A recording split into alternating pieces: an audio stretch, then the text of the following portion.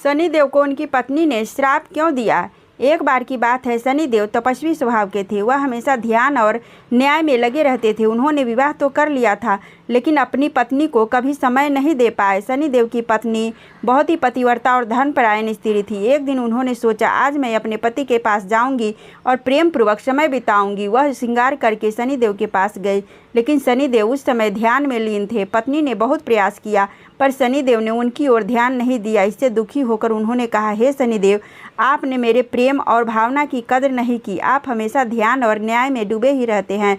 गुस्से में आकर उन्होंने शनिदेव को श्राप दे दिया, जैसे आपने अपनी पत्नी की ओर एक बार भी नज़र उठाकर नहीं देखा, वैसे ही जब भी आप किसी को दृष्टि डालेंगे उसका अनिष्ट होगा। यह श्राप सुनकर शनिदेव ध्यान से बाहर आए। उन्होंने क्षमा मांगी और कहा, हे देवी, मैंने यह जानबूझकर नहीं किया, मैं ध्यान में था, लेकिन अब आपका श्राप सत्य होगा, इसलिए मैं अपनी दृष्टि को नीचे रखकर चलूँगा और जब तक जरूरी न हो किसी को नहीं देखूंगा। इस तरह शनिदेव की दृष्टि को दृष्टि दोष कहा जाने लगा और लोग उन्हें सामने से देखने से भी डरने लगे।